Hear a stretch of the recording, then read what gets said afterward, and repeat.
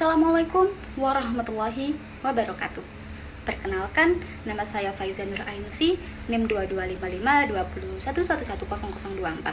Saya dari Fakultas Teknik Universitas Muhammadiyah Banjarmasin.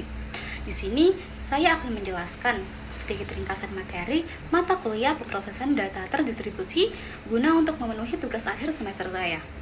Langsung saja kita masuk ke materinya.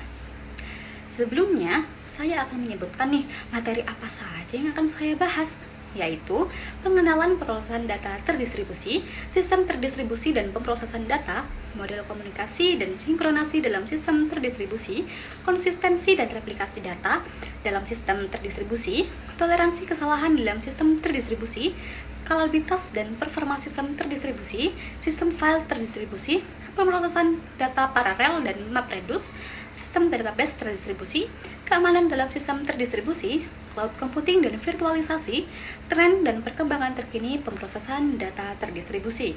Langsung saja kita bahas ke materinya. Pertemuan pertama, pengenalan pemrosesan data terdistribusi.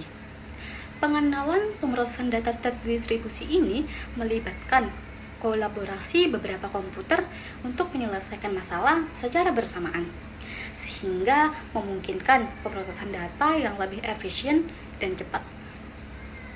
Pertemuan 2, sistem terdistribusi dan pemrosesan data. Sistem terdistribusi dan pemrosesan data ini terdiri dari beberapa perangkat independen yang terkoordinasi melalui jaringan dengan karakteristik desentralisasi, yaitu pembagian kekuasaan dari pemerintah pusat ke pemerintah daerah, transparansi yaitu keterbukaan informasi, dan skalabilitas yaitu kemampuan untuk meningkatkan kapasitas sistem. Pertemuan 3, model komunikasi dan sinkronasi dalam sistem terdistribusi. Model komunikasi dan sinkronasi dalam sistem terdistribusi itu yang utama adalah message passing dan shared memory. Nah, di mana message passing ini menggunakan pengiriman pesan dan shared memory memungkinkan proses berbagi area memori. Pertemuan 4, konsistensi dan replikasi data dalam sistem terdistribusi.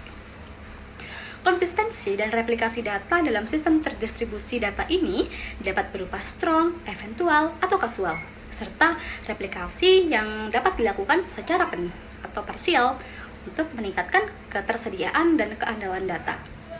Pertemuan 5, toleransi kesalahan dalam sistem terdistribusi. Toleransi kesalahan dalam sistem terdistribusi yang mencakup teknik seperti redundancy dan failover untuk menjaga sistem tetap berfungsi saat terjadi kegagalan pada beberapa komponen. Pertemuan 6, skalabilitas dan performa sistem terdistribusi. Skalabilitas dan performa sistem terdistribusi dapat dibedakan menjadi vertikal, yaitu menambah kapasitas server, dan horizontal, menambah jumlah server, serta penggunaan load balancing dan caching untuk meningkatkan performa sistem. Pertemuan 9, sistem file terdistribusi. Sistem file terdistribusi ini mengelola file melalui arsitektur client server, yaitu model di mana komputer klien ini meminta layanan dari komputer lain, yaitu server atau cluster based, yaitu artinya sistem yang menggabungkan ke beberapa komputer untuk bekerja sama sebagai satu kesatuan. Protokol akses seperti NVS dan SMB yaitu digunakan untuk efisiensi pengelolaan data. Pertemuan 10, pemrosesan data paralel dan MapReduce. Pemrosesan data paralel dan MapReduce ini yang membagi tugas besar menjadi bagian kecil untuk diproses secara paralel, meningkatkan efisiensi dibandingkan pemrosesan serial. Pertemuan 11, sistem database terdistribusi. Sistem database terdistribusi yang menyimpan data di beberapa server untuk memastikan ketersediaan tinggi dan konsistensi meskipun terjadi kegagalan. Pertemuan 12, keamanan dalam sistem terdistribusi, yaitu mengulas aspek keamanan ini dalam sistem terdistribusi itu termasuk kerahasiaan, integritas, ketersediaan, serta autentikasi dan otorisasi untuk melindungi data dari akses yang tidak sah. Pertemuan 13, cloud computing dan virtualisasi. Cloud computing atau bisa disebut komputasi awan ini menyediakan layanan komputasi melalui internet dengan model IaaS, infrastruktur as a service, yaitu penyediaan infrastruktur IT dasar seperti server virtual dan penyimpanan.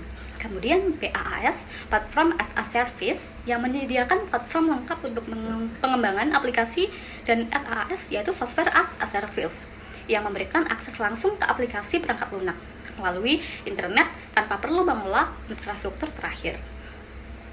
Pertemuan 14, tren dan perkembangan terkini pemrosesan data terdistribusi, membahas tren terbaru dalam pemrosesan data terdistribusi seperti edge computing, yaitu komputasi tepi. Itu adalah pemrosesan data di dekat sumbernya untuk mengurangi latensi.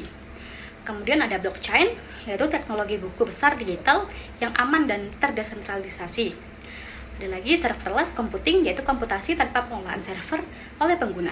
Dan yang terakhir ada big data, yaitu data dalam volume besar yang sulit dikelola dengan metode tradisional. Kemudian ada juga AI nih, terdistribusi, yaitu kecerdasan buatan yang dijalankan di banyak node atau perangkat. Dan ada juga quantum computing, komputasi menggunakan prinsip fisika kuantum untuk kecepatan tinggi yang meningkatkan efisiensi pemrosesan data.